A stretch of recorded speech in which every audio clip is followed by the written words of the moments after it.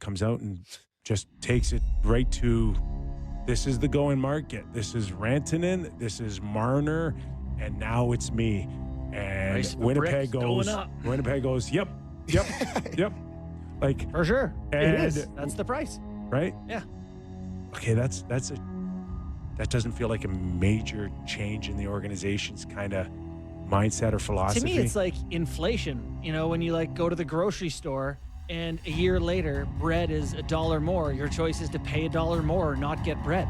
Yeah, Doritos cost $9 for 2 bags. All right, plenty more to dissect on the signing in Winnipeg with Kyle Connor. Let's bring in our first guest. In terms of first time on the show this season, not first ever because he's been on the past. We're lucky to have him. Let's bring in David Amber. Now, you know, we do amazing work here on features.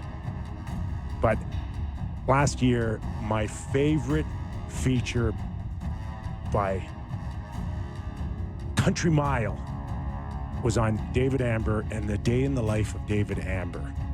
Did we do that? Oh, yeah, we did it. Sorry, I missed it. And for those of you that don't have stills right now, this is David. David was answering the door at a hotel, and then they took him in the gym, and these are leg lifts. I'm embarrassed of my body. Look at these leg lifts. Oh, here's a closer look at the leg. Oh, look at the calves look amazing. Amazing. And I think push-ups were involved in this feature, David.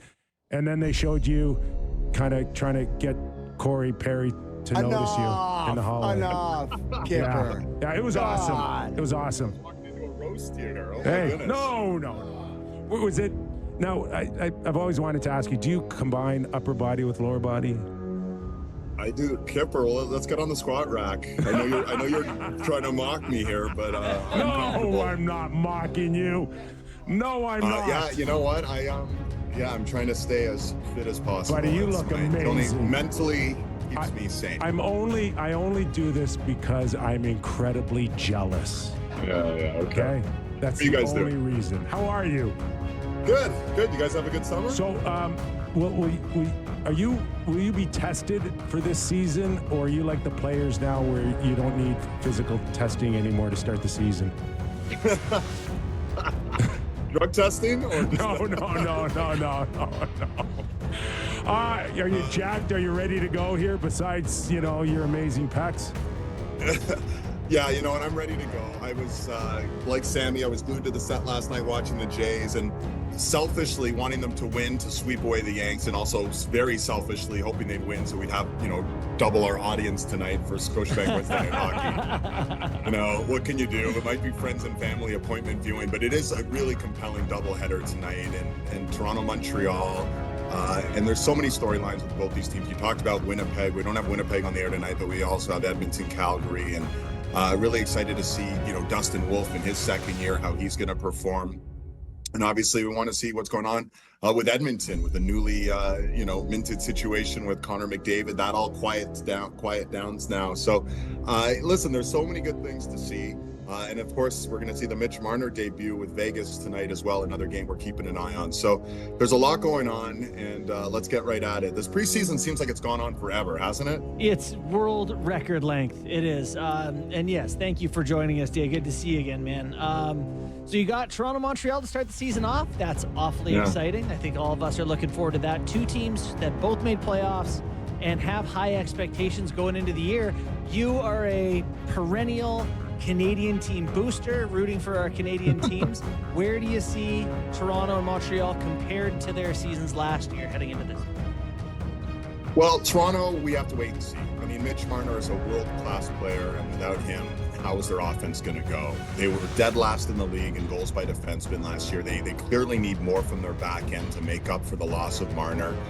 The one thing I'll say, though, and talking to Craig Berube, is this feels a lot more like the type of team he likes to coach. And that's not a knock on Marner. Obviously, he'd love to have superstars there. But I mean, as you guys just pointed out, they're the biggest team in the NHL. 6'2", 210 is the average size of a player on their team. Yeah, the biggest team in the NHL. And maybe it just feels a little bit more like that 2019 St. Louis team that didn't have a bunch of superstars. It just had a bunch of blue-collar guys who could go to work. yes, there's still Matthews and Nylander. And who are world superstars. What's that? Yeah, you're right. I mean, they are superstars, and you're just wondering.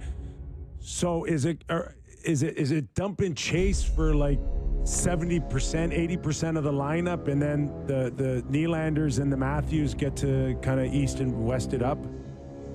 Listen, that's a great question, and I guess we're going to find out starting tonight. I mean, Craig Berube's been saying it's all about the process. I asked him what would success look like this year, and he says, I don't want to get caught up in going 2 rounds and all that. It's the process that matters, and doing the right things. He says, we do the right things and learn to win games the right way.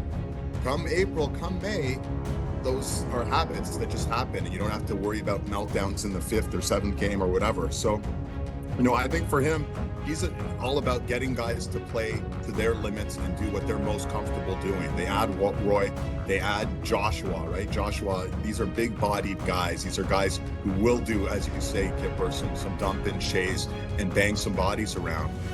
Their blue line stayed the same, and I think that's actually probably a pretty important thing. If there is a strength on this team, maybe you're going to say now, instead of saying it's the offensive top side of the Leafs, you might say it's the defense and the goaltending. We'll see what happens with Joseph Wall, but clearly if Stolars and Wall can come out and do what they did last year and both be really formidable, the Leafs might win games in a different way than they've won in the past. There won't be as many track meets and 5-4 games, but there'll be a lot more 3-2 and 2-1 games, and that might suit Craig Berube and his staff pretty well. So that's the storyline with the Leafs. We don't know what to expect because very few times you see a superstar leave a team in this fashion, really still at the peak of his prime.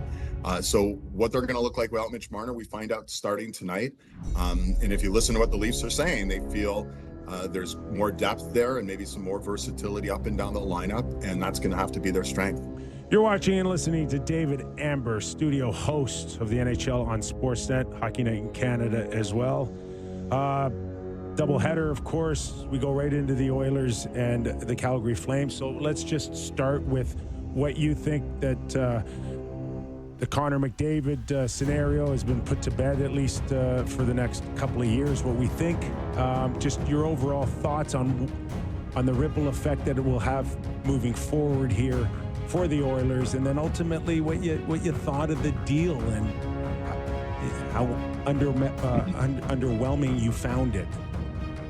Well, I mean, I think it speaks volumes to what Connor McDavid's all about. I know you guys talked about this on your show. I mean, he wants to win. He has shown his commitment to win, and he has made a sacrifice financially to allow Stan Bowman and that management staff to fill the lineup up with his best players possible to surround him with, to give him the best opportunity to win. The window is right now, though, for the Edmonton Oilers.